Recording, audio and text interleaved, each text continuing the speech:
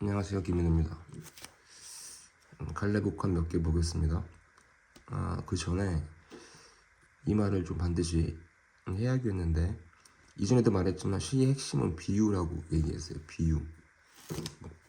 보통은 비유하면 원관념, 보조관념, 뭐 비유, 은유, 상징 뭐 이런 것들 생각하기 쉬운데, 그냥 단 한마디로 얘기하면 비유의 키는 연관성하고 관련성이에요. 연관되어 있는 것, 관련되어 있는 것에 빗대는. 그래서 시여 식구를 내가 연상을 하고 암기하지 말라고 얘기했었잖아요. 즉 연상을 관련되고 연관지어서 하라는 거죠. 뭐 느낌상 좋다 나쁘다 이렇게 가면 안 된다는 거예요. 시는 지금 가텍스트가 한용운의 시인데, 자, 일단 죽은 줄 알았던 매화나무 가지에 구슬 같은 꽃방울 맺혀주는 쇠잔한 눈, 쓰러져가는 눈, 그게 모든 꽃의 죽음을 가지고 다니는 쇠잔한 눈 주는 줄 아십니까? 아름다움을. 그러니까 여기서 죽음이라고 하는 것을 네거티브하게 볼 이유가 없는 거예요. 결론적으로 그렇게 보면 안 됐고, 그리고 얘의 어떤 그 폼을 보면 그러나가 1, 2연에서 반복되는데, 그러나 이후에 죽음을 얘기하고 2연에서 A 밑줄 친 부분 거쳐서 그러나 이후에 사라지고 기억에만 남아있는, 즉 사라지고 없는 기억에만 남아있을 녹음이 주는 줄 아십니까? 지난 여름, 사라지고 지난. 자, 그럼 얘를 보면 사라지고 죽음, 뒤에 아름다움, 이렇게 이어지는 거라는 거예요. 그러고 나서 3연에 봤더니 미추친 피, 나는 자연의 겨울에 인생을 비춰보았습니다. 빗댄 거라는 거죠. 그래서 이제 비유라고 하는 걸 확실히 알 수 있죠. 고통의 가시덤불, 환희의 낙원을 건설하기 위하여 시 암기하지 말라고.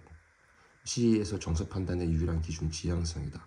그럼 여기서 고통의 가시덤불 위에 환희의 낙원을 건설, 고통을 네거티브하게 볼 일이 없는 거죠. 그리고 님을 떠난 나는 행복입니다. 이렇게 얘기해요. 시적인 화자가. 떠났다, 사라졌다, 죽음, 사라지고, 떠난, 고통, 거기에 낙원을 건설하기 위하여. 그 제목이 낙원은 가시덤불에서. 그럼 여기서 가시덤불, 고통에 해당하는 거, 떠나고 사라지고 죽음. 이거는 시적인 화자가 볼 때 네거티브하게 인식하는 생각이 아닌 거예요. 나에서도 시적인 화자의 인식과 태도, 즉 시적인 화자의 생각에 중심을 두라고 했잖아요. 사메라에서 다 크고 높은 것은 아니다. 다 험하고 가파른 것은 아니다. 그러면 이제 예측이 좀 되잖아. 크고 높은 산, 험하고 가파른 산을 얘기하려고 하는 게 아니겠죠. 그래서 어떤 산은 크고 높은 산 아래 나지막히 엎드려, 또 어떤 산은 험하고 가파른 산자락 슬그머니 빠져 동네까지 내려와 미줄친 C, 그 구역에서 높고 험한 가파른 산을 얘기하는 게 아니죠. 그리고 높은 산 아래쪽에 이어지면 낮은 산 얘기. 낮은 산 쪽에 대한 시적인 화자의 생각과 태도가 이 텍스트의 무게중심이라고 하는 거를 예상할 수 있다는 거죠. 자, 보니까 또 낮은 산만이 안다, 밑줄 친 부분. 사람들이 감디고 어우러지는, 사람 사는 재미는 낮은 산만이 안다. 듣는 기쁨, 재미, 낮은 산만이 안다. 요거 여기 중요하죠. 자, 그리고 이번 세트에서는 난 다에 좀 중심이 있다고 보여져요. 다가 수필인데, 수필이 자칫하면 뭔 말이야 뭐 이렇게 느껴지기 쉬운데, 이번에는 뭐 그거 자체도 물론이거니와 이 텍스트에서 전달해 주려고 하는 내용이 좀 의미가 있다고 생각됩니다. 달사 어휘풀이 있습니다. 이치에 밝아서 사물에 얽매여 지내지 않는 사람, 속이는 그런 거와 반대겠죠. 그러나 달사라고 해서 어디 사물을 쫓아다니며 눈으로 보았겠는가, 일일이 다 본 건 아니란 얘기겠지 하면서 무슨 얘기를 하고, 그러므로 마음은 한가롭고 여유가 있어 무궁무진하게 맞대응할 수 있다. 뭐 마음으로 잘 살펴야 된다는 얘기를 하는 거겠죠. 보는 게 다가 아닐 수도 있다는 거지. 자, 본 것이 적은 사람은 백로를 기준 삼아. 뭐 어이없고 풀이 문제겠죠. 지난번 시체. 그 다음 줄 한 가지라도 생각과 다르면 만물을 모조리 비방한다. 아, 저 까마귀를 보라. 이제 까마귀를 가지고 빗대는 거죠. 또 지난번 시체가 있어요. 푸른 까마귀라고 말해도 괜찮은 것이고 다시 붉은 까마귀라고 말해도 뭐 상관없는 것이다. 뭐라는 거지? 까마귀는 검은 거 아닌가? 저 사물을 본 뒤 정해진 색이 없는데도 내가 눈으로 먼저 정해버리는 것이다. 슬프다. 까마귀를 검은색으로 고정한 것. 까마귀를 갖고 세상의 온갖 색을 고정하려든. 고정한 거. 까마귀가 과연 검기는 하다. 그러나 누가 이른바 푸르고 붉은색이 검은색 안에 깃들어 있는 빛깔인 줄 알겠는가? 검다고만 보이던 것에서 자세히 보게 되면 푸르고 붉은색도 보인다는. 근데 이게 중요한 것 같아요. 검은 것을 일러 어둡다고 하는 자는 비단 까마귀를 알지 못하는 것뿐 아니라 검은색도 모르는 것이다. 겉만 보고 자기 생각이 고정되면 자세히 봤었을 때 푸르고 붉은색이 또 띄고 있다는 사실을 못 본다는 거죠. 그러니까 검은색 안에 이런 색들도 있다는 걸 모르니까 검은색도 모르는 거다. 내가 사물 하나를 보더라도 책 한 권을 보더라도 제대로 볼 줄 알아야 한다라는 이유가 바로 이런 이유예요. 그러니까 문제 100권을 풀어도 소용없을 때가 있고 한 권을 100번 봤을 때 더 의미 있을 때가 있어요. 지금 뭐 퍼뜩 떠오르는데 옛날에 영화 배우였기도 한 이소룡 브루스리라고 있잖아요. 그 사람이 그런 말을 한 적이 있다 하더라고요. 나는 10,000가지의 발차기를 한 번씩 연습한 사람보다 한 가지 발차기를 10,000번 연습한 상대를 만나는 게 두렵다. 까마귀를 보더라도 하나에 대한 까마귀를 보더라도 제대로 볼 줄 알게 되면 그 검다고만 생각했던 그 속에 푸르고 붉은색도 감춰져 있었다는 사실을 알게 된다는 거죠. 아, 나는 그냥 블랙이라고만 생각하고 고정관념에 갇혀 있었는데 다시 보고 또 다시 보고 또 다시 보고 하니까 푸르고 붉은색도 깃들여 있구나. 미인을 관찰하면 시를 알 수 있다. 그러면 이제 이 텍스트의 필자 시적인 화자에 해당하는 박지원은 까마귀를 먼저 얘기하고 그 다음에 미인에 대한 얘기를 다시 결부시키면서 시에 대한 얘기를 하고 있는 거예요. 그게 오른편 내용이 될 겁니다. 여기에 초점을 맞춰야죠. C에서도 A이구나 라고 생각했는데 B의 모습도 있구나, C의 모습도 있구나, 이렇게 다양해질 수 있다는 거죠.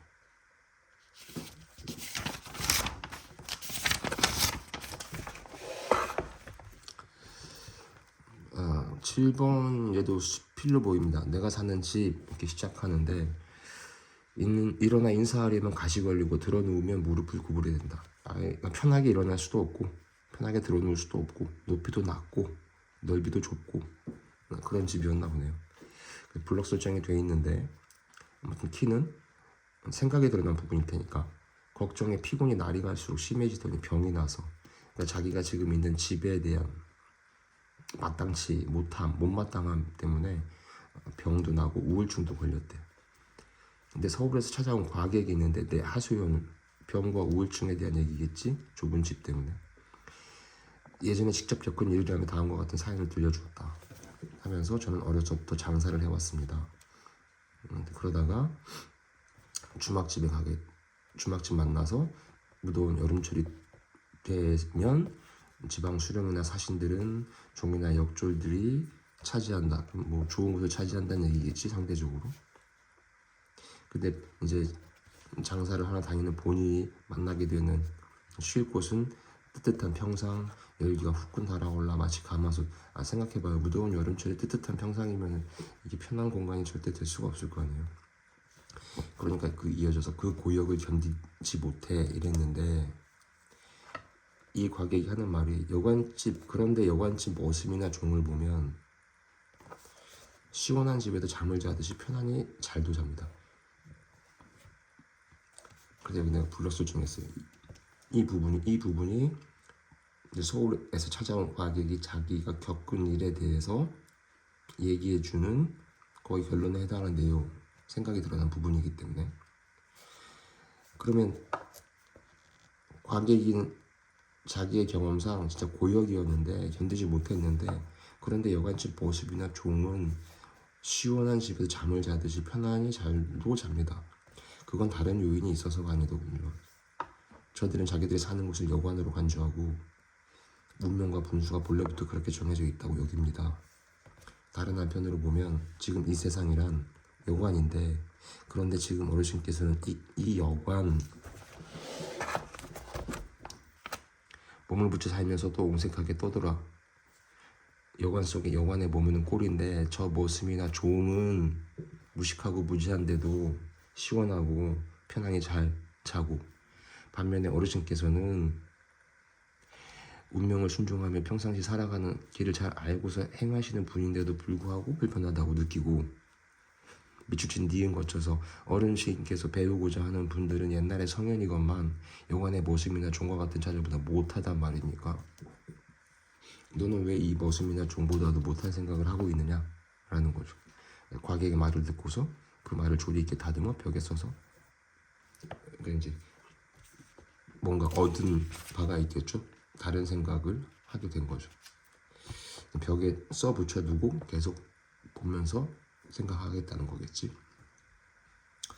나 텍스트 앞부분 줄거리 있는 것.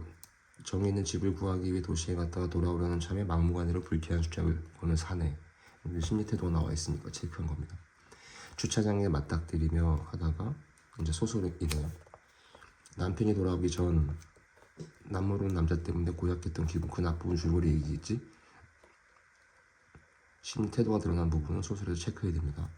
불쾌감이 사라지자 그 자리에 불안감이 들어 찼다. 팔자에도 없던 전월생을 하게 된 남편.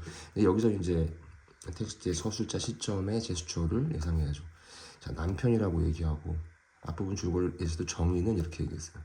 그럼 서술자 시점은 3인칭 예상되고, 3인칭이면 전지적 작가 시점인지 3인칭 관찰자인지 판단 준비해야 되겠지. 만약에 전지적 작가 시점이라면 초점화, 즉 특정 인물의 시각에서 또는 다양한 인물의 시각에서의 판단 준비를 해야 될 겁니다. 이렇게 됐을 때 이제 문제와 선택지 비율을 예측을 할 수 있게 되니까. 자, 이거를 스탠바이 하고 있다가, 자, 남편 정의는 그녀에게 이런 걸로 봐서 이제는 3인칭이 되는 거예요. 그런데 이어지는 부분에서 정의는 여기였다. 그것을 생각하면 남편한테 털어놓을 수 없는 형편이었다. 시골로 이사하여. 그런데 왜 정의는 도시로 다시 나오려 하는 것일까? 정의는 아득해졌다. 심리태도. 그녀가 정말 바라지 않는 그 소리. 그녀가 정말 바라지 않는 그 소리. 자, 바라지 않는다. 심리태도. 정의는 아득해졌다. 심리태도. 그것을 생각하면 여기였다. 생각했다. 그러면 이제 냄새가 나는 거죠. 일단 전지적 작가 시점에 그녀 정의에게 포커스가 맞춰져 있는 텍스트다. 문제의 선택지의 비율은 정의 쪽에서 높을 것이다. 그래 정의의 심리태도를 중심에 두고 읽어내려갈 준비를 해야 되는 거죠. 그리고 여기 이제 B블록 설정되어 있어요. 그 남자는 꼭 세 번째 왔다. 듣기 싫은 소리를 발생시키는. 읽다가 아래쪽에 사라고 외치는 남자. 그 남자. 듣기 싫은. 자, 중략 부분 줄거리. 정의는 마을의 사냥꾼들로 인한 총기 사건 때문에 마을을 떠나고 싶어졌던 것을 떠올린다. 회상이겠지. 마을을 떠나고 싶어졌던 것은 그 아래쪽에 관련된 사건, 즉 총기 사건과 관련돼서 이어지는 사건인 거죠. 그리고 이제 어쨌든 과거를 떠올리는데, 그 다음에 이어지는 게 마을에서 파란색 작은 트럭이 내려오고 있었다. 귀에 익은 노랫소리. 그럼 바로 중간 위에 중략 전원도 옛날에 중요하단 말을 했었죠. 파란색 작은 트럭, 귀에 익은 노랫소리. 정의가 듣기 싫어했다는 그 소리를 발생시키는 트럭. 이주진 정의는 모른 척하고 마음에도 없는 소리를 한다. 심리태도. 이주진 부분 구역 전후.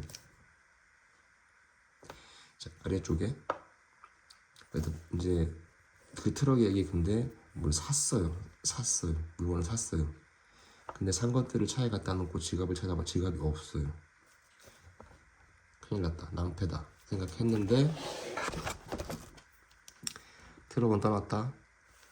그러면서 또렷이 떠오르는 산의 시내 주차장에서 일. 진저리가 절로인다.